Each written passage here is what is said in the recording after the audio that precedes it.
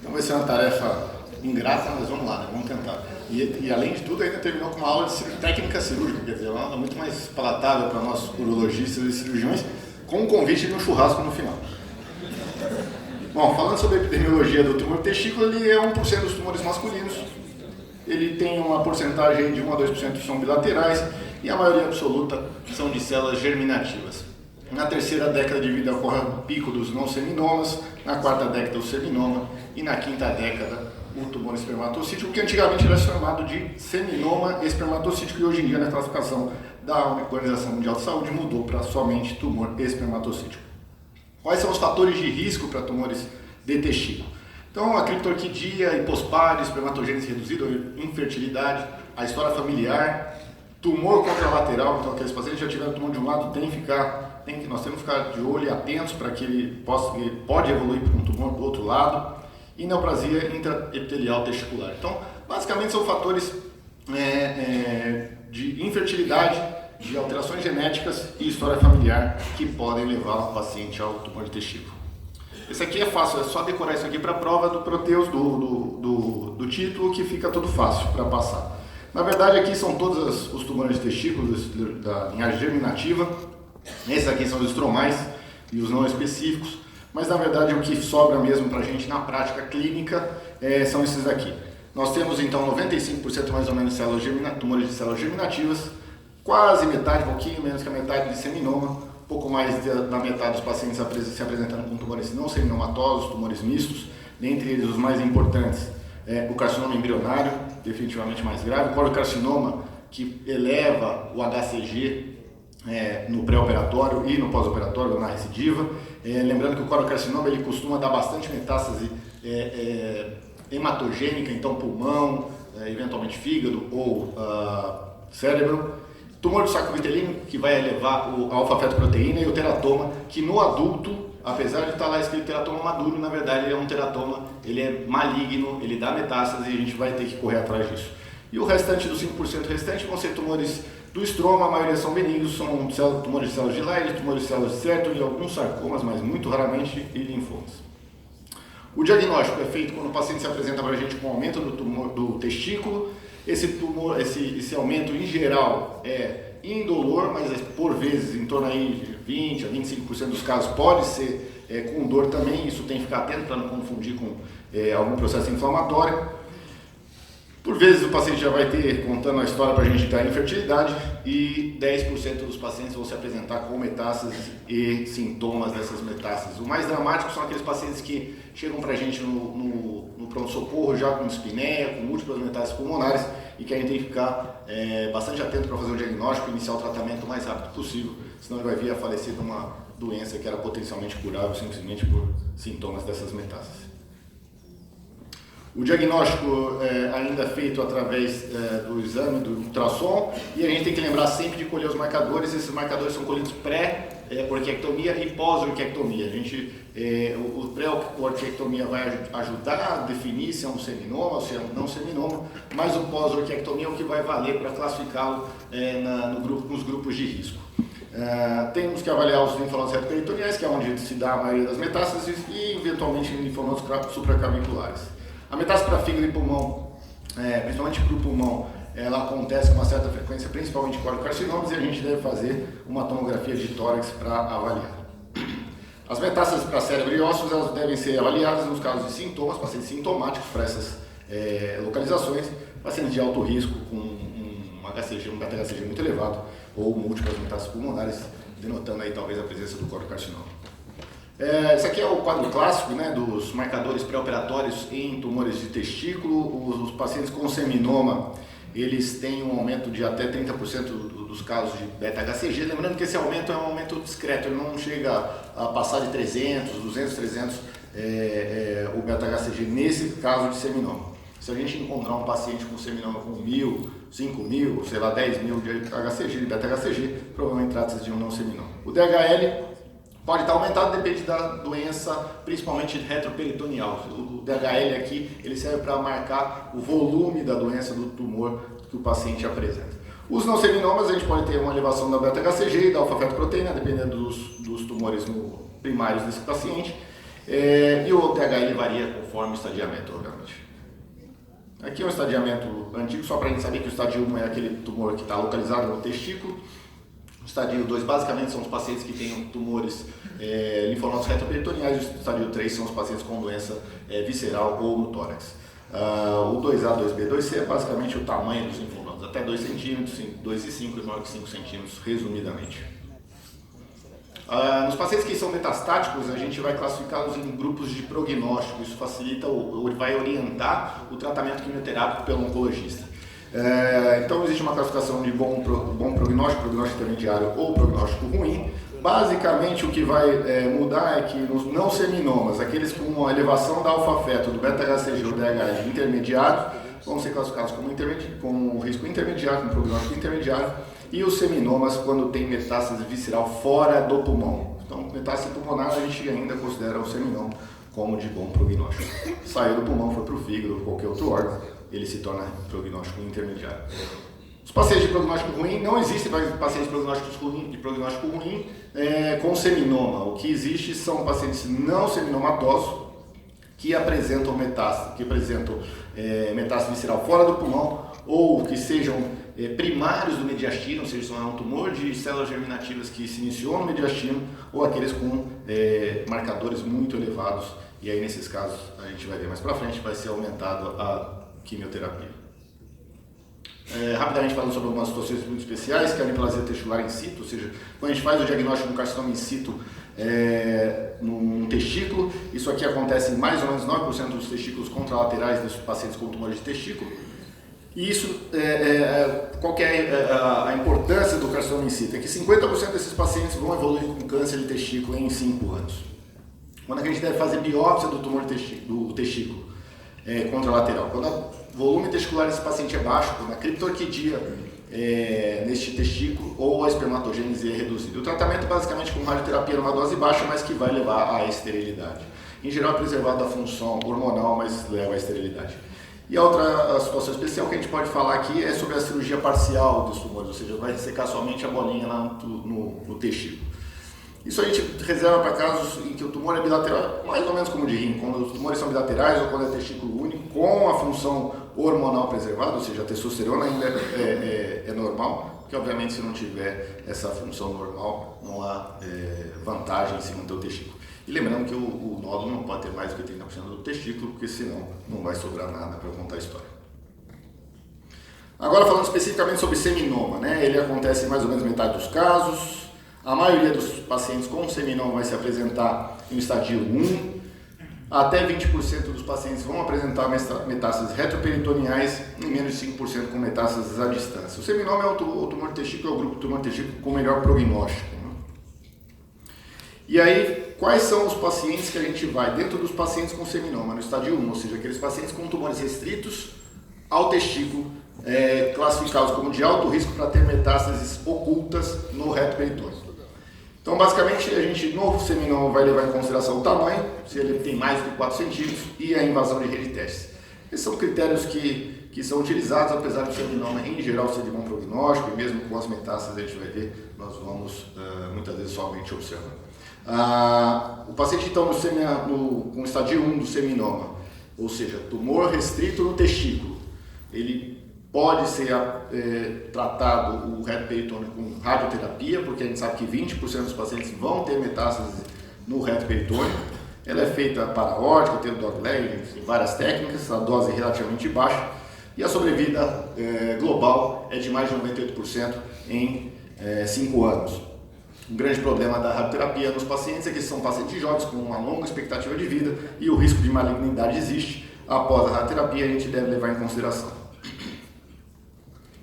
O segmento para esses pacientes é uma opção, são pacientes que têm um tumor de bom prognóstico, com somente 15 a 20% de recorrência no reto peritônio em geral. Essas recorrências são tratadas com sucesso, na maioria absoluta, mais de 98% de sobrevida global em 5 anos, muito semelhante à radioterapia que a gente acabou de comentar. E aí, obviamente, se a gente não vai tratar esses pacientes, 80% vão ficar bem sem nenhum tipo de tratamento. Obviamente, são pacientes que precisam de um segmento, porque se voltar, precisa ser tratado.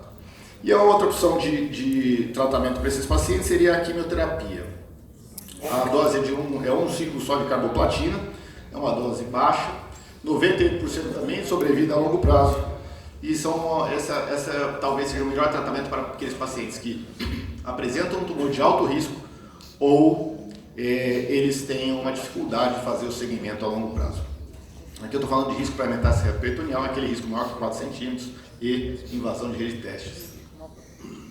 Isso aqui são duas curvas de sobrevida, de livre de recorrência, em pacientes com seminoma estádio 1. Né? Você vê que eles recorrem, né, em torno de 15% a 20% mesmo, como havia mencionado, mas a sobrevida global dos dois trabalhos mostra mais de 98% em 5 anos. Isso aqui explica o porquê que a gente tem uma tendência atualmente de apenas acompanhar pacientes com seminoma estádio 1.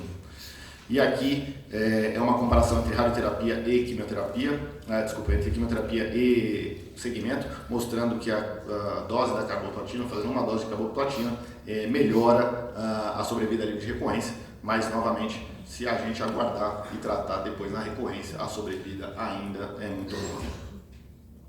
Aqui sim, quimioterapia versus radioterapia, a diferença praticamente inexiste. De forma que são dois tratamentos eficazes. O grande problema da radioterapia é o aumento da mortalidade em pacientes que foram submetidos à radioterapia e permaneceram vivos por muitos anos. A gente tem que lembrar aqui que a gente fala de oncologia, às vezes está falando de um paciente mais idoso. Esses pacientes têm 20, 30, 40 anos e eles vão passar 20, 30, 40, 60, 80 anos pós-radioterapia. Então isso deve ser levado em consideração. Aqui, só para a gente ter uma ideia, alguns tumores que podem aumentar após o uso da radioterapia para tratamento de um tumor: tireoide, pâncreas, rim, ureter, uretra, bexiga, linfomas, e de uma forma geral aumenta pelo menos de 1,5 vezes o risco de malignidades com o uso da radioterapia. Não estou falando nada, não é para a gente não fazer em 100% dos casos, mas também a gente tem que levar em consideração esses riscos quando indicar a radioterapia para aquele paciente que deseja esse tipo de tratamento.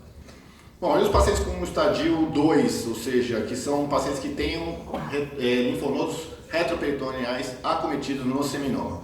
Então, nesses pacientes a gente pode fazer, se for um linfonodo pequeno, até 2 centímetros, pode repetir a tomografia, eventualmente uma biópsia. No estadio 2B, ou seja, de 2 a 5 centímetros, a gente pode escolher entre radioterapia ou quimioterapia. Lembrando que a radioterapia aqui é um pouco mais alta do que no estadio 1 e a gente apresenta aqui uma chance de recidiva em torno de 10%. A quimioterapia são 3 ciclos de BEP, não existe ensaio clínico randomizado entre quimioterapia e radioterapia. Então, apesar os estudos com quimioterapia falar em 0% e os da radioterapia falar em 10%, lembrar que essas são situações e pacientes diferentes. Não dá para a gente escolher um e outro. Mas, de uma forma geral, são duas opções de tratamento. Em geral, se utiliza mais a quimioterapia para tratar esse tipo de paciente. Pacientes com seminoma estádio 2C, ou seja, massas grandes, ou 3, aí sem dúvida nenhuma é quimioterapia, 3 ciclos naquele grupo de bom prognóstico, ou seja, com marcador baixo, que não tenha metástase fora do pulmão. Se tiver metástase fora do pulmão, vai fazer 4 ciclos. Sobrou massa no reto peritônio pós-quimioterapia de seminoma. Em geral, a cirurgia não deve ser realizada fora de centros grandes, porque a dificuldade técnica de fazer a ressecção dessas massas pós-quimioterapia é maior do que nos não seminomas. O seminoma gruda tudo, vira um cimento e dificulta muito o tratamento. De uma forma geral, inclusive, os guidelines recomendam que as massas abaixo de 3 centímetros a gente apenas acompanhe pela chance de necrose apenas, e acima de 3 centímetros a gente faça um PET. Se captar, a gente pode fazer biópsia ou não e fazer o resgate com quimioterapia ou radioterapia nesses casos. E novamente, cirurgia somente para centros com muita experiência, com outras especialidades em conjunto, como vascular, gastro, porque pode sair mais do que a gente está acostumado a tirar. Bom, os não seminomas, né? Os não seminomas também acontece um pouquinho mais da metade dos casos. Esses aqui já tem somente metade dos pacientes em estádio 1. Lembrar que o tumor sacrovitelino produz alfa-feto, o corocarcinoma o beta-HCG e o carcinoma embrionário e o teratoma não produzem marcadores, e lembrando que o teratoma maduro em adultos é maligno.